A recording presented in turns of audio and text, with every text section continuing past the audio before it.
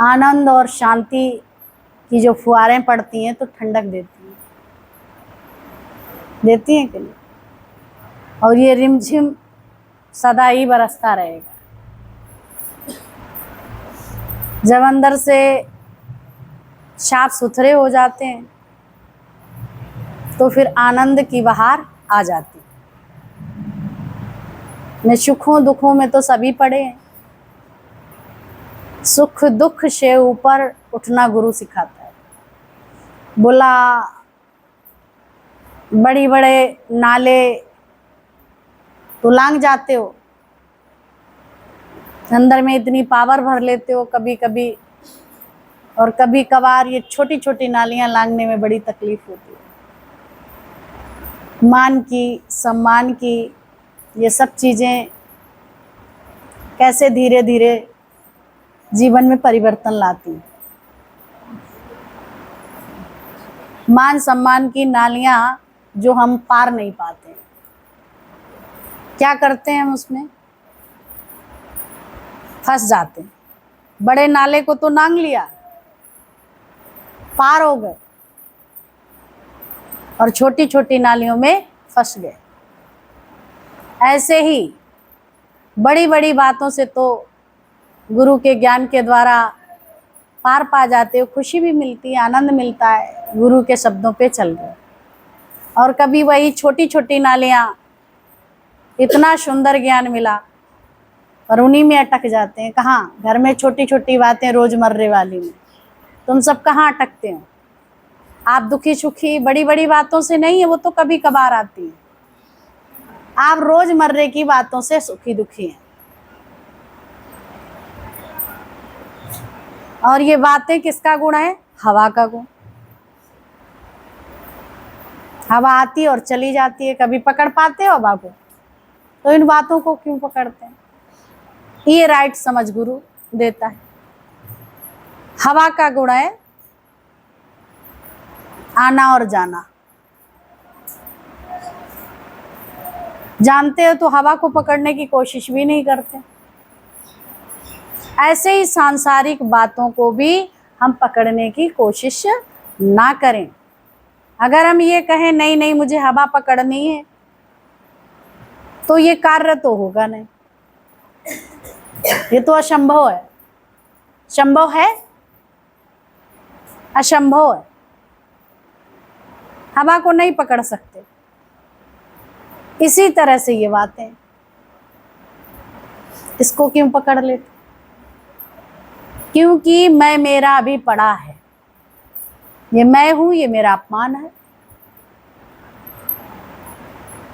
ऐसे कहना चाहिए, ऐसे नहीं कहना चाहिए, ऐसे क्यों कहा? ये हमको गिरावट की ओर ले आता है। जबकि बताया गया निंदक नियरे राखिए आंगन कुटी छवाए, और बिन पानी साबुन बिना निर्मल कर सुवाए। लेकिन जब कोई निंदा करता है तो आप काम छोड़ देते हैं, कार्य करना, सेवा करना छोड़ देते हैं। पर उन बातों को लाओ सुन तो लें, हम भी तो जान लें मेरे लिए क्या कहती। यही तुम्हें बातें दुखी करती। क्यों जानना चाहते? तुम हो? नहीं हो। जो उनके अंदर सत्ता है वही तुम्हारे अंदर। जान के भी क्या करोगे? तुम्हारी वो धुलाई कर रहे हैं, सफाई करते हैं, और आप परेशान हो रहे हैं। तुम्हारे घर की कोई क्लीनिंग करे, आप परेशान होंगे। तो जो निंदक हैं वो तुम्हारी सफाई करते हैं, लेकिन ये बात हम समझ नहीं पाते अज्ञानता के कारण। तो निंदा को कभी नहीं सुनो। प्रशंसा मीठी जरूर है पर रोगी बनाती है। इसमें तुम्हारी गिरावट है, लेकिन हर व्यक्ति को प्रशंसा ही पसंद है, चाहे ज्ञानी है चाहे ध्यानी है। इसीलिए बोला गया ज्ञानी ध्यानी नरक पड़े और स्वर्ग पड़े हत्यारे। ज्ञान ध्यान के कारण उन्हें अहम आ जाता है कि मैं तो ज्ञानी हूं, मैं तो पढ़ा लिखा हूं, मैं तो समझदार हूं, मैं तो सुलझा हुआ हूं, तो हमेशा हर बात को आड़े हाथ लेना, हर वक्त को गलत गलत विचार करना, तभी इसलिए बताया ज्ञानी ध्यानी नरक पड़े और स्वर्ग पड़े हत्यारे। सांसारिक बार बार बातों में जाते हो, दुनियादारी का परचिंतन करते हो, तो ये वाला कोई ज्ञान है? तभी बोला सब अपने आप को ज्ञानी और ध्यानी मानते हैं। मैं ध्यान करता हूँ, मैं साधना करता हूँ, मैं ज्ञानी हूँ, लेकिन एक बात हजम नहीं कर पाते, तो ज्ञान किस बात का? यही अपने आप को चेक करना है। ये सबके लिए बात है। सभी अपने अज्ञान को समाप्त करने के लिए यहाँ बैठे, जो सदियों से अज्ञानता भरी पड़ी है। अर्जुन का तो एक दिन में निकाल दिया भगवान ने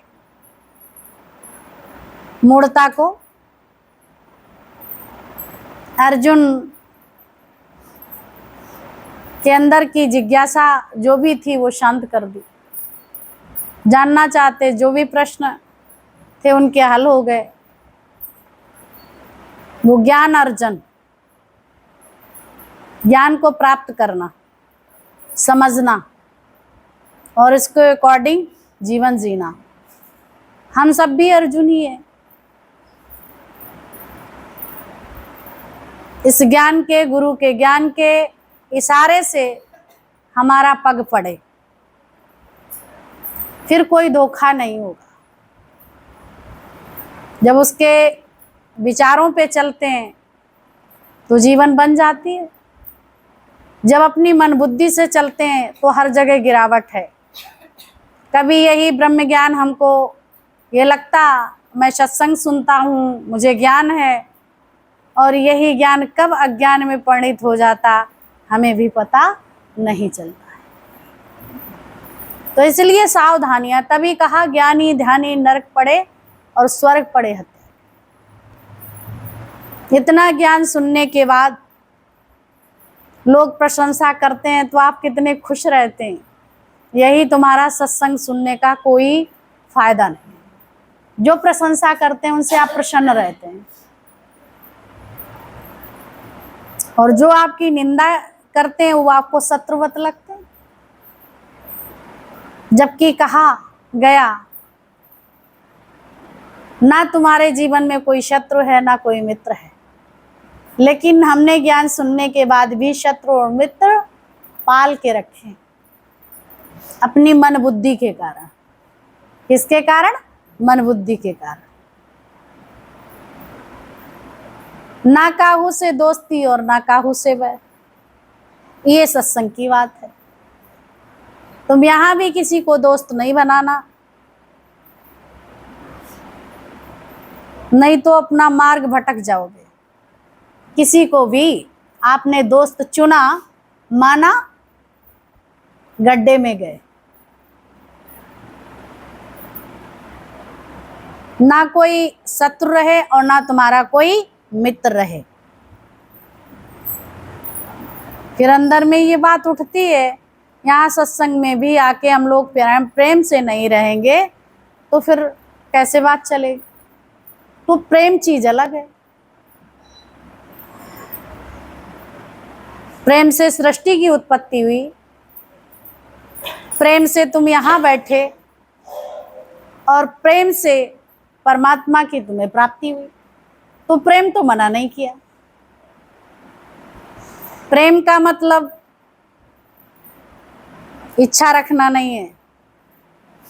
तो यहाँ भी तुम एक दूसरे पे आश्रित नहीं हो, इच्छा नहीं रखो किसी प्रकार की। किसी को तुमने ज्ञान सुनाया, यहाँ लेके आए, फिर उस पर तुमने इच्छा रखी, तुम मेरी गुलामी सलामी, मैं तुमको लेके आई, तो मेरे हिसाब से चलो। ये बात खत्म कर। ये सब तुम्हें खतरे में डाल देंगे। ये तुम्हारे लिए दुखदाई हो जाएगा। तो ये सब बातें हम सबको रोज गुरु बताता है। और स्वर्ग पड़े हत्यारे की बात आई। गड़िका गीग अजामिल तारे तरी गए सदन कसाई।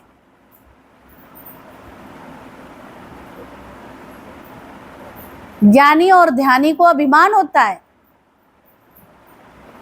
कि मैं श्रेष्ठ हूं। ये श्रेष्ठ भाव ही गिरावट है, इसलिए नरक में जाते। और स्वर्ग पड़े अत्यारे, जिनसे बहुत अनेक प्रकार के कर्म, उनको अंदर अच्छे पश्चाताप होता। ज्ञान पहले दिन सुन के अपने को देखते हैं, ज्ञान को सुनते हैं, हाँ मुझसे ऐसा ऐसा कर्म, मैं कैसे मुक्त हूं, भगवान तो मुझे माफ ही नहीं करेगा। समर्पण कर देता, माफ करो या न करो, हम तुम्हारी शरण में, आज से मैं कभी भी बिना आपके इशारे नहीं चलूंगा, और मर्जी आपकी, चाहे स्वर्ग दो या नरक दो। ना मुझे स्वर्ग की परवाह है और ना मुझे नरक की। कम से कम हमें ये सचखंड तो बैठने को मिलता है, और फिर जो होगा सो देखा जाए। समझ रहे? यहाँ सत्संग में बैठने का एक बहुत बड़ा महत्व है, तो वो अपने जीवन को बदलने में लग जाते। फिर वो दाएं बाएं या किसी को वेशभूषा, पहनना ओढ़ना, जाति पात, छोटा बड़ा, ऊंचा नीचा, अकल बेअकल, बुद्धू बुद्धि, ये सब नहीं देखता। वो सिर्फ अपने पे लक्ष्य रखता है, स्वयं को पहचानना। खुद को पहचाना नहीं और सबको पहचानना शुरू कर दिया। ये कहाँ की अकलबंदी है? अकलबंदी तो हमें किसी को भी पहचानना नहीं है। बहुत पहचान लिया, क्योंकि पहचानने से होगा क्या, हम सब विकारी हो जाएंगे, और हम यहाँ निर्विकारी होने के लिए आते हैं। यहाँ से हमें कौन सी दृष्टि लेनी? ब्रह्माकार। ब्रह्माकार दृष्टि हम लाए गुरुद्वार से। मेरे मनमा तू रखना इसे सवाल, और किसी को नहीं बताया, और सखी सहेली या घर परिवार को नहीं बताया, क्योंकि वो कुछ भी तुम्हारे साथ नहीं करते। जो भी हेरा फेरी इंटरफेयर करता है तो मन करता है। मन ही अच्छी बात दिखाता है, मन ही बुरी बात दिखाते। अगर परमात्मा का दर्शन कर लो सब जगह, तो कर्मों में जाना खत्म हो जाएगा, तुम्हारा अभ्यास हो जाएगा, एक अच्छा हो जाएगा। और जब कर्मों में जाएंगे किसी के, तो वो तो कर्म कर ही रहे हैं, और तुम भी कर्मों के बंधन में आएंगे, मुक्त नहीं है। और मुक्ति शब्द क्या है? कि विचारों में न बंधना, अनुचित अज्ञानता वाले विचारों में बंधना नहीं है। बंधने का मतलब है तुम्हारे विचार फंसे पड़े हैं अज्ञानता में, तो अज्ञानता के विचारों से तुम मुक्त हो जाओ। जिस दिन गुरु के पास आते हैं उस दिन तुम्हारे जीवन में परिवर्तन आ जाता है। एक व्यक्ति आया, गुरु जी से कहने लगा ज्ञान के विषय में, मुक्त होने के विषय में, मुक्ति क्या है, भक्ति क्या है, कैसे रहना है, कुछ मुझे ज्ञान दे दीजिए। बोला ज्ञान का एक ही तरीका है, जो पहले करते थे जब यहाँ आए नहीं थे। समझ रहे हो सब? जब गुरु दर पे नहीं आए थे, जो पहले करते थे वो ना करना। कौन सा मंत्र? वो नहीं करना। और जो आज से गुरु कहे वो करना, और जो गुरु करे वो ना करना। ये मंत्र तुम्हें मिला, यही प्रयास है। जो दुनिया में करके आए हैं उसने बहुत दुख दिए, लोगों ने नहीं करा, उनकी तो मानसिकता थी, उनका अपना अपना जो जहाँ जैसे रहे पले बड़े वो स्वभाव संस्कार हैं और वो पक्के पड़ गए, तो वो अपने अपने अनुसार चले, आप सब भी अपने अनुसार चले। लेकिन यहाँ जो आ गया तो गुरु रोज के झमा लेके रगड़ रगड़ के रगड़ रगड़ के रगड़ रगड़ के तुम्हें चमका देगा। पर डरना नहीं, थकना नहीं, हारना नहीं। हारिए न हिम्मत, बिसारिए न राम। थको नहीं, जो थक गया वो मंजिल नहीं पाएगा, और जो कंटिन्यू चलता रहा वो मंजिल जरूर प्राप्त कर लेगा। देर सवेर सही पर करेगा जरूर, और इसी जन्म में पूरा करना। जहां बैठे हो वहीं अच्छे हो, तुम्हारी सुरक्षा है। अभी तो देख रहे हो, प्रीतम भगवान बोला करते थे मथुरा वृंदावन में जो देवदासियां गुरुजी वाणी में बताए थे, तो उन्होंने बताया कम उम्र की लड़कियों की पहले शादी हो जाती थी, और जो विधवा हो जाती थी तो ब्राह्मण अन्य भी और लोग, जो लड़कियां विधवा हो जाती थी तो उन्हें वृंदावन मथुरा मंदिरों में भेज देते थे। कितना पॉल्यूशन है दिमाग में लोगों के कि ये देवदासियां जो वहाँ संत महात्मा रहते थे, फिर उनको सहते थे, खिलाते थे, पिलाते थे, मंदिरों में पूजा पाठ दिन में बाबा, रात में धावा। तो ये सब तुम्हें सत्संग में साफ सुथरा बताया जाएगा, हर चीज से तौर तरीके सिखाए जाएंगे। तो निकल गई, हाँ कोई बात नहीं, आ जाएंगी तो दे देना उन्हें। हाँ तो हाँ पुष्पा है साथ में। तो वो देवदासियां जो थी तो वहां रहती थी, इतना अज्ञान, भगवान में भक्ति और श्रद्धा विश्वास कोशों दूर, सब ड्रामे में पड़े रहे। तो माँ से विधवा हुई तो इनको हर बाबा के साथ, हर महंत के साथ एक देवदासी। आखिर क्यों? यही कमजोरी की पहचान है। बिना ब्रह्म ज्ञान के ममत्व न मिटे मन का, चाहे पढ़ो वेद पुराण। समझ गए? इसीलिए सावधानी है, जहां घर में बैठे हो वहीं भक्ति करो, ये सत्संग तुम्हें बताता है।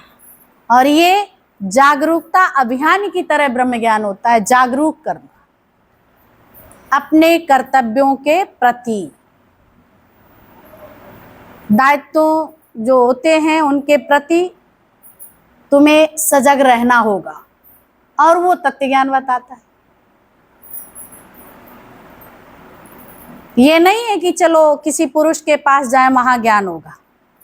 तुम अपने इस मोहिनी स्वरूप में अपनी हर बात तुम कह सकते हो, अकेले में भी कह सकते हो, चार लोगों के बीच भी कह सकते हो कि नहीं? और पुरुषों के अकेले में करने जाओगे कोई बात तो चार लोग उंगली उठाएंगे, स्वाभाविक प्रक्रिया है। और सपोज अकेले में करने भी उसका मन घूम गया तो नहीं इंद्रियां बस में कर पाया, कंट्रोल में, तुम्हारे प्रश्नों का हल क्या मिलेगा? पहले अपने प्रश्नों का हल कर ले। ठीक है, ये सब बातें गुरुजी ने क्यों बताई? कि तुम इन सब बातों से सावधान रहो।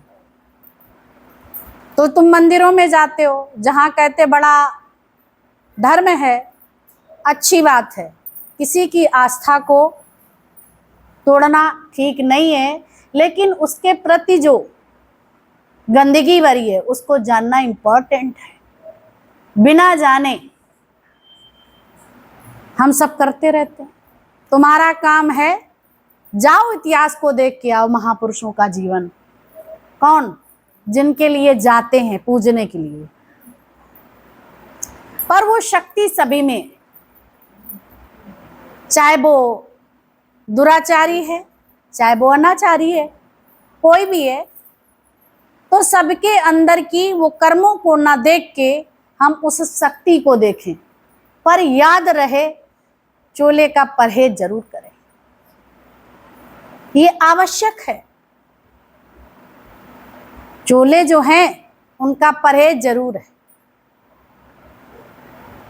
परहेज इंपॉर्टेंट है। सावधानी हटी दुर्घटना घटी। और यहां विषय विकारों का गुरु समूल नाश करता है।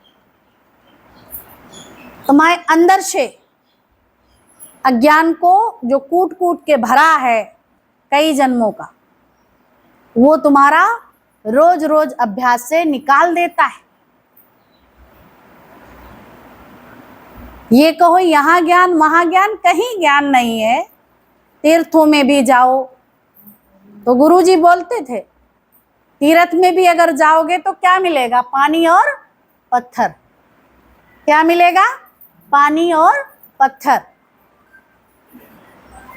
इसकी वजह से बताया बाह्य आडंबर का विरोध किया, क्योंकि अपने आप को जानते नहीं हो। और बाहर बोला घर की चाकी कोई न पीसे, है ना? घर की चाकी को तो कोई नहीं पीसता है। और बामी पूजन जाए, अभी नाग पंचमी हो, कहीं सांप निकल आए तो सब वहां जल चढ़ाने चले जाएंगे, या शिवरात्रि हो, बहुत भक्ति जाग जाती है। और घर में अगर सास ससुर हैं, माँ बाप हैं, लई के लाठी कूटो, है ना? उन्हें एक गिलास पानी देना मुश्किल, वहां दूध जो है दही फैला रहे हैं। तो ये ज्ञान बाह्य आडंबर का विरोध करता है। ये डकोशले, ये शरीर में तुम्हें हर वस्तु दी है पूजा के लिए, तुम्हें बाहर से कोई सामग्री लेने की आवश्यकता नहीं है। अभी ये नहीं है कि तुम मूर्ति पूजन नहीं करो, भाव नहीं रखो। जब कड़कड़ ही भगवान है तो भाव रखो, लेकिन जो भगवान ने मूर्तियां बनाई उसमें क्यों नहीं तुम्हारा भाव बनता? इसलिए यह बात कही कबीर दास ने, इसलिए कही।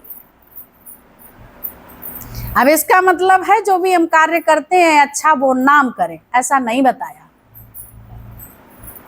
वो इसीलिए कहा कि तुम्हारी कितनी हद तक अज्ञानता है। अगर बच्चा कोई रो रहा है तो आप पूजा करने जा रहे हैं, तो वो सामान उस बच्चे को नहीं देंगे, क्योंकि पूजा करने जा रहे हैं। अज्ञानता नहीं है अज्ञानता या नहीं? वो मूर्तियां खाएंगी नहीं, ठूस लेंगे अपना ही अच्छे से, नहीं खाएंगी ना, क्योंकि जो जिसका आहार है प्रभु कुछ भी नहीं खाते, सबको खिलाते। वो निराकार शक्ति कुछ नहीं खाती, खाती है, ये शरीर खाता है, इसकी आवश्यकता है। वो तुम्हारा भाव है, अच्छी बात है, उस भाव को महत्व दें, सम्मान दें, समर्पण भाव रखें, बहुत अच्छी बात है। लेकिन अगर ये भगवान की मूर्तियों, जो मूर्तियां बनाई हैं ये सुंदर सी, इनको भूल जाओ, इनको अपमानित करो, तो कहाँ की समझदारी है? अब कारण इसका ये है, ये जीता जागता है पुतला, और ये बोलने वाला बनाया है। कोई गड़बड़ी करोगे ये फट बोल देगा, तुम्हें आएगी जिद्दा, गुस्सा आएगा ना, क्रोध आएगा, तो नहीं पूछेंगे।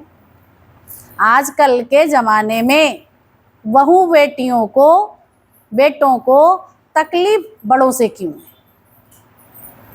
क्योंकि जीवन में वो इंटरफेयर नहीं चाहते हैं, मनमाने ढंग का आचरण वो चलना चाहते हैं और तुम उस पे लगाम लगाते हैं। तो तुम कैसे नजर आते हैं?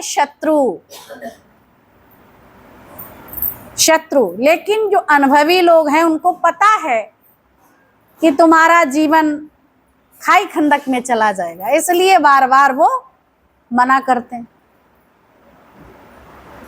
तो कोई पसंद नहीं करता। स्वतंत्रता, इस शरीर से हमें स्वतंत्रता नहीं लेनी है। जहां जैसे रखा है उसी तरह से रहो। हमें किससे स्वतंत्रता लेनी है? विकारों से, मनमाने ढंग के आचरण से, उससे बचो और बचना मृत्यु के अनुसार चलो, जीवन जियो। जो भगवान ने गीता में अर्जुन को उपदेश दिया वही हम सब अर्जुन हैं, वही उपदेश हम लोगों के लिए काफी है। बस प्रेम करना आ जाए। प्रेम जगत का सार और कुछ सार नहीं, मन कर ले प्रभु जी से प्यार और कुछ प्यार। तो प्रभु सभी में है, जड़ चेतन में। ये मत समझ लेना कि यहाँ है वहां नहीं है। अब अन्नपूर्णा में है, धौलेश्वर में है या रामेश्वरम में है, ऐसा नहीं। और ये भी नहीं है कि वहां नहीं है। जगह न कोई खाली है, वो व्यापक डाली डाली है। इस ज्ञान में भेद बुद्धि नहीं है और संसार में अनेकों भेद वाली हमारी बुद्धि है। पल पल में ये बदलती रहती है, गिरगिट की तरह रंग। इसलिए वो हमें अपनी मंजिल तक पहुंचने नहीं देती। अभी ये विवेक तुम्हें जागृत हो गया, अब बुद्धि रितंबरा हो गई। आत्मनिश्चय में निश्चयात्मक बुद्धि निश्चय ही तरेगी। तुम्हें गुरु ने कहा तुम इस ज्ञान पे चलो, पक्का तुम मुक्त हो गए, तो अपने को मुक्त मानो। और याद रखो, ये भी बताया इस ज्ञान पे चलो। अगर ज्ञान पे चलोगे तो मुक्त हो, नहीं तो अभी सुख दुखा भी हो जाएंगे। बाणी पे नहीं चलते हो, तुरंत मार खाना पड़ता है। दुखी हो जाते, परेशान हो जाते, टेंशन आ जाती, लड़ जाते, झगड़ जाते, फिर कहते हैं अरे मैं तो सत्संग भूल गई, ब्रेक नहीं लगा। क्योंकि आप लापरवाह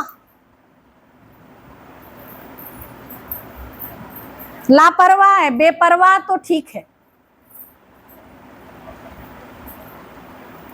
बातों को, अन्य सब बातों को नहीं लो, उसे बेपरवाह करते हैं। यानी बेपरवाह अच्छा है लेकिन लापरवाह नहीं होता। ये बात बताइए, कोई भी काम वो जो है लापरवाही से नहीं करता, बिगड़े ये हो वो, बेपरवाह रहता, प्रभु के हवाले होते। लापरवाह और बेपरवाह में अंतर है, एक ही बात नहीं है। वाह वाह बेपरवाह, वाह वाह बेपरवाह, क्योंकि तुम्हारा समर्पण भाव है। तुम किसी के शरण में है, प्रभु की शरण में।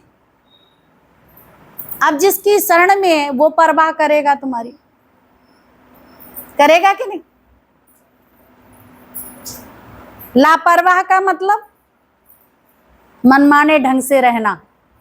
मर्जी आया बना लिया, मर्जी आया नहीं, मर्जी आई सफाई कर ली, मर्जी आई छोड़ दी, है ना। मनमाने ढंग से जी करा आज काम करेंगे तो कर लिया, नहीं जी करा तो आज नहीं, महीनों बाद करेंगे। तो ये क्या है? ये लापरवाही। अगर वो लापरवाह होता तो कितनों का कल्याण नहीं होता। उसने सारी सृष्टि बसा के, और कोई परवाह नहीं है उसे, सबको कर्मों की कलम उसके हाथ में ही पकड़ा दी, थमा दी। ये स्वतंत्र है तू, जो भी करना चाहे कर ले, इतनी सांसें। ये नहीं बताया ये तुम करना ये नहीं करना, बताया नहीं कर बताया। और मौज में है, दुखी नहीं है। कर्म धर्म भरमा दिया है, जैसा करोगे वैसा भरोगे।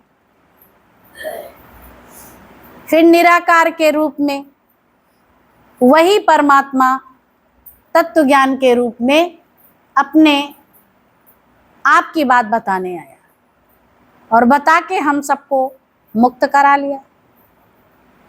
मान न मान तू है भगवान, अहम ब्रह्मस्मि, जो मैं हूं सो तू है। तो वही परमात्मा है, वही निराकार है, सदियों से भूला आकार को जान रहा है। आकार भी मैंने धारण किए, अच्छे लगते हैं। मैंने अपनी इच्छा से ही तैयार किया इस संसार को, तो हमें भला क्यों खराब लगेगा। जब परमात्मा को ये सृष्टि खराब नहीं लगती तो हमें क्यों लगती है। हमें शिकायत है, परमात्मा को कोई शिकायत नहीं, क्योंकि ईश्वर से भी हमें शिकायत है। सारा जीवन सब कुछ वो तुम्हें देता है, महलवाणियां, भंडारण, खाने पीने को सब व्यवस्थाएं करता है, लेकिन उसको हम देख नहीं पाते, दोष उसी को देते। पर तब कहाँ से अकल आ जाती है जब कोई कमी हो जाती है। वैसे उसको नहीं देखते, मैंने किया मैंने किया। जब कोई वस्तु तुम्हारी चली जाती है तब ये तुम कहते भगवान ने मुझसे बैर ले लिया। जब घर में कोई दरिद्रता, परेशानी, तकलीफ, भारी बीमारी, भगवान मैंने इतनी पूजा रचा करी, मेरे घर में सारी बीमारियां भेज दी। हमें तो विश्वास उठ गया भगवान पे। जिस व्यक्ति को भगवान से विश्वास उठ जाएगा तो क्या संसार में किसी पे विश्वास कर पाएगा? नहीं कर पाएगा। उसका जीवन तुम निश्चित जानो कि नष्ट हो चुका है, विनाश को प्राप्त हो गया। सब पूजा पाठ, हवन यज्ञ इत्यादि इच्छा से करते हैं। आशिक के लिए तो सब कुछ सर्वस्व न्यौछावर कर दिया जाता है, और तिल मात्र भी इच्छा, बाल बराबर इच्छा नहीं होती है। इसे प्रेम कहते हैं। समझ रहे हो? कितनी किसी से कोई भी है, चाहे वो सड़क पे, चाहे घर में, चाहे बाहर, कितनी इच्छा नहीं हो, बाल बराबर भी इच्छा ना हो, उसे प्रेम कहा जाता। भगवान प्रकट है, वो खुशी तुम्हें मिलेगी। प्रयास करके देखो, किसी प्रकार की इच्छा ना रखो, और अपने शरीर से भी कोई संभावना मत रखिए, क्योंकि सबसे पहले ये सगा है तुम्हारा, यही साथ छोड़ देता है। तुम रोज फिर कहते क्या करें, शरीर ही नहीं साथ देता, क्या करें, ऐसा है बहन, क्या करें, वैसा है बहन, कहते रहते हो। तो सारे दिन इसका चिंतन करते हो, इससे बढ़िया यही बात कह रहे हो तो यही करो। वाह भगवान, लाख शुक्राने, जितना तुमने चलाया उसके लिए थैंक्स, और जितना आराम कराने की जरूरत होगी तो इसके लिए भी थैंक्स। ये बोल पाते हो भगवान को, है ना? तो ये सब अंदर में प्रयास करो, ये प्रयासरत रहिए, अंदर ही अंदर, आवाज में नहीं। जो बाहर से बोलते हैं, सिर्फ बोलने का तुम्हें यही समय है, यही बोल सकते हो। इसके बाद मौन धारणा सीखो। जितना मौन में शक्ति है उतनी किसी में शक्ति नहीं। मौन के साथ साथ तुम्हारे अंदर में इंद्रियों का भी मौन हो, जो चंचल है, कभी आंख कुछ देखती है, फिर मनन चिंतन निध्यासन दुनिया वाला चलता, वो ना चले, सब जगह रोक दो। भगवान के अलावा कुछ नहीं देखेंगे, किसी के विकार नहीं देखेंगे, चाहे कुछ भी हो। नारद जी जा रहे थे तो आंख गलत बहुत जल्दी देखती है, तो एक लड़की और लड़का प्रेमी और प्रेमिका जंगल की तरफ, झाड़ियों की तरफ निकल गए और नारद जी तो वैसे निकलते थे। भजमन नारायण नारायण नारायण नारायण नारायण वीणा के तार लिए घूमते रहते थे। देखा और सुना था उन्होंने इस बात को भगवान से। क्या सुना? संसार में प्रभु के अलावा कुछ नहीं देखना, और अगर दिखाई पड़े तो कुछ मुख से नहीं कहना, और ना देखने का नाटक करना। तो संसार शेम ऐसे ही है, ना देखने का नाटक करो, कुछ देखो नहीं। क्या देखो? परमात्मा सभी में कोई कैसा करता तेरा की। ये छोटे छोटे मंत्र जो गुरु जी ने दिए बहुत बड़ी मिसाल दी है। जो करेगा सो भरेगा ते के वयावलास, जो करेंगे सो भरेंगे। तुम क्यों परेशान होते हो? कर कर करना लिख ले जाए। तो नारद जी वीणा बजाते हुए जा रहे थे, उतरे, देखा, उन्होंने देख लिया कि ये लड़की लड़का जा रहे हैं और गलत काम कर रहे हैं। तो उन्होंने ऐसे ऐसे अंधेपने का नाटक किया, क्योंकि अगर देख लिया तो यही मेरा मर्डर कर देंगे। समझ गए? जब कोई गलत कार्य करता है, ये नहीं होता कि हम इनको मारेंगे, पर उस समय भूमिका ये बन जाती है कि मैं इन्हें मारूं। क्यों? अगर इसने देख लिया, लोगों को बता दिया, तो हमारी तौहीन हो जाएगी, बेइज्जती हो जाएगी। उस समय ये व्यक्ति नहीं सोच पाता है कि वो बेइज्जती कम, अगर हमने मार डाला तो फिर हथकड़ियां पड़ेंगी, पता तो चली जाएगा। ये सब भूल जाते हैं, भूल जाते हैं कि नहीं? तो नारद जी ने वहीं पास ही में थे, ऐसे ऐसे ऐसे करके चले। उन्होंने देखा, अरे नहीं देखो, अंधा है, शूरदास है, इनके नेत्र नहीं है। अरे कोई रास्ता दिखा दे, ऐसे आवाज करे। तो दौड़ के वो लड़की लड़का आए, उनको रास्ते पे कर दिया, और वो भी मौज मस्ती में अपने चले गए। समझ रहे? देख के भी अनदेखा कर दो, नहीं तो फंस जाओगे, है ना? आप कहेंगे ये क्यों करते, ऐसे क्यों, चलो तुम्हारी शिकायत करें, तो तुम्हें वो ना वहीं तुम्हारा कल्याण हो जाएगा। तो सही जो पूछा जाए, संसार में कैसे अंधे बन के रहो, कुछ नहीं दिखाई पड़ता है, अच्छा बुरा क्या कर रहे हैं लोग, ठीक है? कर पाएंगे या नहीं कर पाएंगे? अरे भाई हम ऐसे कैसे कर पाएंगे? हाँ, प्रयास करिए, हाँ प्रयास करो, बहुत सरल है। और फायदा भी क्या है? कोई फायदा है?